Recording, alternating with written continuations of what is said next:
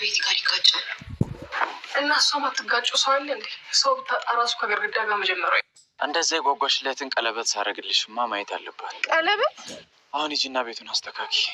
እኔ ሰርፕራይዝ ላደርጋት ነበር፣ አንቺ ግን በጣም ረበሽ። ጽናት ምን ሆነሽ ነው?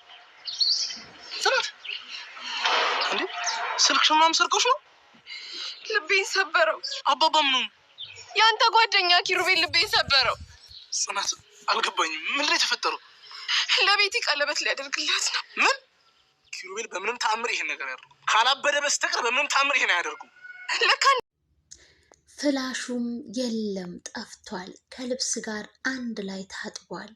ሰላም ጤና ይስጥልኝ ውድና የተከበራችሁ የሮክሳን ቤተሰብ ተከታታዮች በሙሉ እንደምን አላችሁ? ለዚህ ቻናል አዲስ ከሆናችሁ ሼር፣ ላይክ፣ ሰብስክራይብ በማድረግ ቻናሉን አበረታቱት ማለት ነው። በጽናት ድራማ በክፍል 45 መተናል። ቤቲ ልብሷን እንግዲህ ከሻንጧ ውስጥ እያወጣች ስታረጋግፍ ነበረ። ነገር ግን ፍላሹ ከልብስ ጋር ታጥቦ ኪራን የምትዝትበት ኪራን እንግዲህ የምታስገድድበት ነገር ተወግዷል ማለት ነው። በዛ መሀል ግን አንድነት በማለት አንድነትን በመጥራት ፍላሹን አምጪው ስትላትም ነበረ። ቱቦውን ከታች እስከ ላይ ድረስ ፈልጊው ፈትሰሽ ፈልገሽ ይዘሽ ስትላትም ነበር። አንድነትም እንዴት ብዬ ነው ከየት ብዬ ነው ላመጣ? ድጋሚ እንግዲህ የጽናትን የእርቃን ፎቶ እፈልጋለሁ እንደ በፊቱ እንድታደርግ ስትላትም ነበረ። አንድነት ግን ማድረግ አልችልም ማለቻት። ሂጂ ከዚህ ከፊቴ ጥፊ በቃ ስትላትም ነበር አንድነት። በእንደዛ እንዳለ እንግዲህ ኪራ በሌላ በኩል ከቤት ወጥቶ ከግቢ ውጭ እንግዲህ ተገትሮ ነበረ። ሀኒ ከሐኪም ቤት እናቷን ወደ ቤቷ አስገብታ ሀኒም ደግሞ የነ ኪራ ጎረቤት ስለነበረች መንገድ ላይ ታገኘዋለች። ከኪራ ጋር ረጅም ጊዜ ተያይቶ አያውቁም ነበርና ኪራ በማለት እንግዲህ ሰላምታ ተለዋወጡ።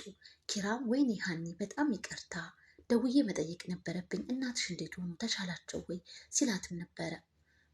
ሀኒም እንግዲህ አዎ እናቴ ተሽሏታል፣ አንተማ አዲስ ፍቅር ላይ አይደለክ ለዛ ነው የረሳከኝ ስትልም ነበረ። ሆኖም ግን ምንም ማለት አይደለም በማለት አንዳንድ ነገሮችን እያወሩ ቤቲ ትመጣባቸዋለች። ከዛ ቤቲም ራሷን ማስተዋወቅ ፈለገች ከሀኒ። የኪራ እጮኛ ነኝ አለችው። ሀኒም እንግዲህ እጮኛው ጽናት እንደሆነች ነበር የምታውቀውና ግራ ተጋባች። እንዴ ምን እያለች ነው? እየሰማሃት ነው ኪራ ስትልም ነበረ። ሀኒዬ አንቺ ደክሞሻል፣ ወደ ቤት ሂጂና አረፍ በይ ሲላትም ነበረ። ሳይሻል አይቀርም፣ አዎ እኔ ደክሞኛል፣ ሂጅ የምንሄድበት አለኝ እንደውም እና አረፍ ማለት አለብኝ ስትልም ነበረ። በእንደዛ እንዳለ ኪራ እንግዲህ እንደው ለአንቺ ስል ወዴት ልሂድ? በቃ ያየሽውን የሰማሽውን ሁሉ መጠየቅ ትወዳለች ማለት ነው። ወዴት ልሂድ? ወዴት ብን ብዬ ልሂድ?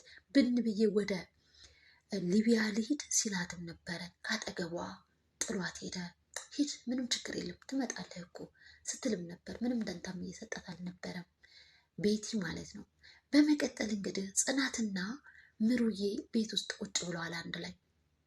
በቤቲ ነገር በጣም ሲገረሙ ነበረ። እንግዲህ ምሩዬም እንደው ንቅል አድርጎ ከዚህ ቤት እንደው ባጠፋ ስትልም ነበረ። ከዛ ጽናትም እንደው በጣም እኮ ነው የምታሳዝነው፣ አይተሻታል አይደል? እዚህ ቤት ከመጣች ደግሞ በጣም ባሰባት እኮ በቃ ከሳች ምናለች፣ በጣም በቃ በሽተኛ መሰለች እኮ ስትልም ነበረ። ምሩዬም እንደ እሷ እኮ ሲጀምር በሽተኛ ናት፣ በሽተኛን እንዴት በሽታ ይዘዋል ስትልም ነበረ። እንደው ቤተሰቦቿ እንኳን ምናለ ወደ ጸበል ምናምን ቢወስዷት ስትልም ነበረ ጽናትዬ ማለት ነው። በእንደዛ እንዳለ እንግዲህ እያወሩ እየተጨዋወቱ ያለ ሀኒ ከነባ ቤቷ ጽናትን ፍለጋ ትመጣለች ማለት ነው። ከዛም እንግዲህ አንድ ሰራተኛዋ እንግዳ እንደመጣ እነ ጽናትን ስትነበር፣ ጽናትም እንግዲህ እነ ሀኒ መምጣቷን አውቃ ነበር። ምሩዬም ወጣች። በቃ በጉጉት ስጠብቃት የነበረው ዝነኛ ሀኒ ልተዋወቃት ነው ዛሬ በማለት እንግዲህ በደስታ ወደ ሳሎን ሄዱ ማለት ነው። ሳሎን ሄደው እንግዲህ ሰብሰብ ብለው ሲጨዋወቱ ነበር። ኪራ የት ሄዶ ነው? ኪራ የለም እንዴ ሲሉ ነበረ። ኪራ ግን ተኝቶ ነበረ። እሱም እንግዲህ ከመኝታ ቤት ወስዶ ወደ ሳሱ ጋር ተቀላቀለ። ጥሩና ደስ የሚል ጨዋታ ጀመሩ። በእንደዛ እንዳለ እንግዲህ ምሩዬ በእንደዛ እንዳለ ጽናትና ኪራ ጎን ለጎን መቀመጥ ጀመሩ። በመቀጠል እንግዲህ ሀኒም ከባለጋ ጋር አንድ ላይ ቁጭ ብለው ነበረ። በመቀጠል ምሩ እስኪ ቡና ምናምን ማለት አለብኝ በማለት እንግዲህ ወደ ኪችን ሄደች ማለት ነው። እናም ኪራና ጽዬም አንድ ላይ ተደጋግፈው ሀኒና አምባይቷ አንድ ላይ ተደጋግፈው ተያይዘው ቁጭ ብሎ ነበረ። በመቀጠል ቤቲ መጣች። እንዴ ይሄ ቤት ደግሞ ማሳጅ ቤት ሆነ እንዴ ምናምን ነገር ማለት ጀመረች። ሀኒም እንግዲህ በጣም ተጫዋችና ቀልጣፋ ስለሆነች አዎ ማሳጅ ቤት ሆነ፣ ከፈለግሽ አንቺም ጥንድሽን ይዘሽ ነይና መቀላቀል ትችያለሽ አለቻት። በእንደዛ እንዳለ እንግዲህ እነማን ናችሁ እናንተ ደግሞ ስትልም ነበረ። እዛ እነማን እንደሆኑ እንግዲህ እነሱም ነገሯት፣ አስተዋውቋት ማለት ነው። በመቀጠል እንግዲህ ቤቲም የኪራ ጮኛ ነኝ አለቻቸው በማለት ይሄን ነገር ቅድምም ሰምቼ ነበር፣ አሁንም ደገመችው። ምን ማለት ነው? ቆይ እዚህ ቤት ምን እየተካሄደ ነው? በማለት እንግዲህ ሀኒም ስጠይቃቸው ነበረ። በእንደዛ እንዳለ እንግዲህ ቤቲ ማለት ጽናት በማለት እንግዲህ ቤቲ ማለት እች ነች ብለው ጠይቋት።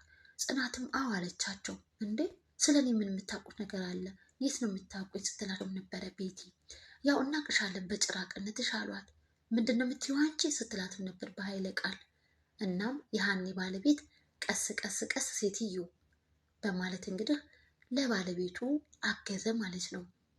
በመጀመሪያ ሴት ልጅ ሰከን ረጋ ብላ ነው ማውራት ያለባት። ሲቀጥል ግን አንቺ እዚህ ቤት ምን ልታደርጊ ነው የመጣሽው አላት። ምክንያቱም ያው ጽናትን ምን እንዳደረገቻት የልጇን ሕይወት እስከ መቅጠፍ ድረስ እንዳደረሰችባት እንግዲህ ስለሚያውቁ ማለት ነው። ሲጀመር እዚህ ቤት እንዴት መጣሽ? ምን ልትሰሪ? በማለትም ሲጠይቋት ነበረ።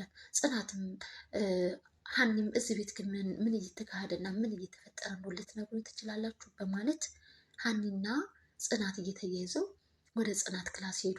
ከዛ የሆነውን የተፈጠረውን ነገር ነገረቻት። ጽናትዬ ኪራ ነው እንግዲህ እዚህ ቤት እንድትመጣ የፈቀደላት፣ ግን የሆነ የምታስገድደው ነገር አለ፣ የሆነ እኔ የማላውቀው የተደበቅኩት ነገር አለ። ችግሩ ምን እንደሆነ ግን በቃ ምንም ላቅ አልቻልኩኝም በማለት እንግዲህ ጽናትዬም ስታወራ ነበረ ማለት ነው። እና እንግዲህ ኪራና የቤቲ ባለቤትም እንግዲህ ሚኪ አንድ ላይ ሆነው እስኪ እኔ እናንተም ወንዶቹን እንመካከር ሲለውም ነበረ። ሚኪ እጅግ በጣም አድርጎ መከረው። ከራሱ ኤክስፔሪየንስ አንስቶ አንዳንድ ነገር ፍቅር ምን ያክል አድካሚ እንደሆነ፣ ፍቅር ምን ያክል ቻይሌንጅ እንዳለው፣ ምን ያክል ውጣ ውረድ እንዳለው አስጠንቅቆ ሲነግረውም ነበረ። ሚኪም እንግዲህ አይ አንተ እኔ ያለሁበትን መከራና ስቃይ አላወቅ በማለት እንግዲህ ለሰው ይህ ነው ብሎ መናገርም አልቻለም ማለት ነው ኪራ።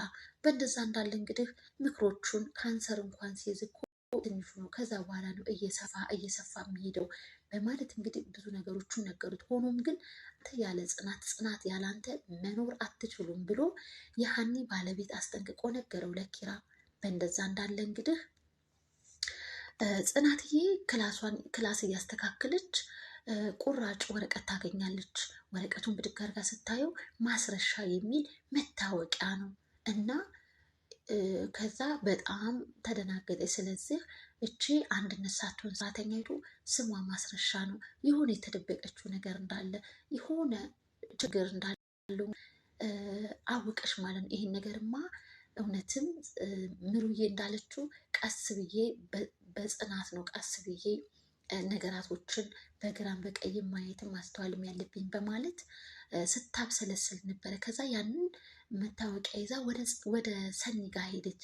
ለሰኒም ነገረቻት። ሰኒም እንግዲህ ሁለት ነገር አሰብኩኝ፣ አንድ ስሟን ያልወደደችውም፣ ሁለት ደግሞ የሆነ ነገር እንዳለ ያስታውቅባታል ማለት ነው በማለት ብዙ ነገር አሰቡ። በቃ እስኪ እቤት ሂደን እስኪ እንፈትሽ ቤቷን ምናምን ነገር በማለት እንግዲህ ወደ ነኪራ ቤት አመሩ ማለት ነው። ከዛም እንግዲህ አንድነትን አንዳንድ ነገሮችም ሲፈታትሹ ነበር። ነገር ግን ምንም አይነት ነገር ሊያገኙባት አልቻሉም።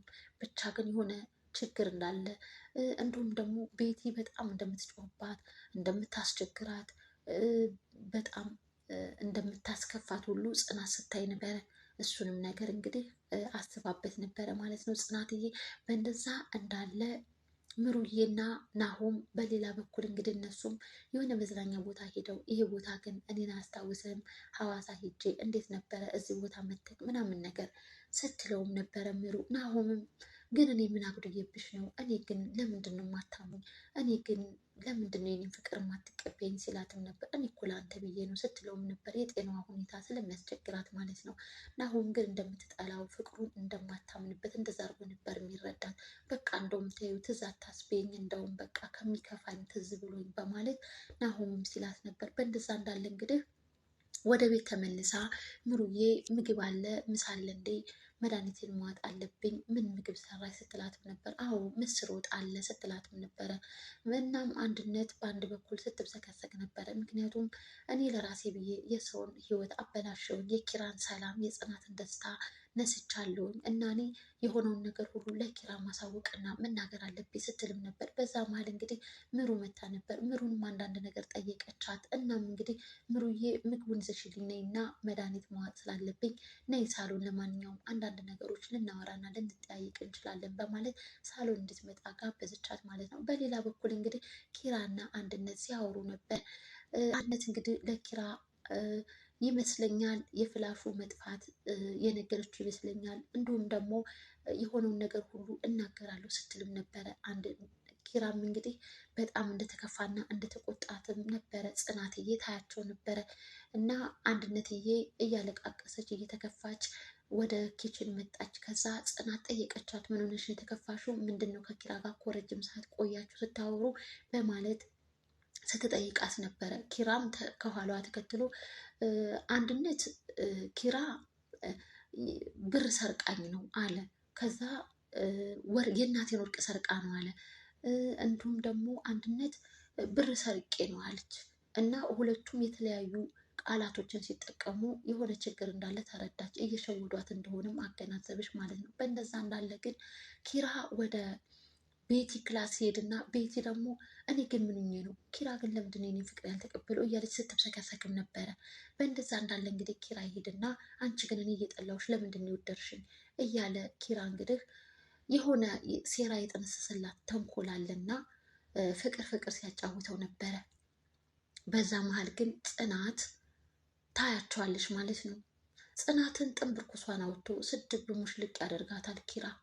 ለቤቲ ቀለበት ላስርላት ነው በማለትም ተናገረ። እንዴት ነው ቀለበት የምታስርላት? እንዴት እንደዚህ ሊሆን ይችላል? በማለት ጽናትም ስትናገረው ነበረ። ኪራ የተለመደውን ለጽናት ያለውን አመለካከት የድሮ ማንነቱን አምጥቶ በስድብ ሲያጎዳት ነበረ። ጽናትን በጣም አዘነች፣ በጣም ውስጧ ተሰበረ።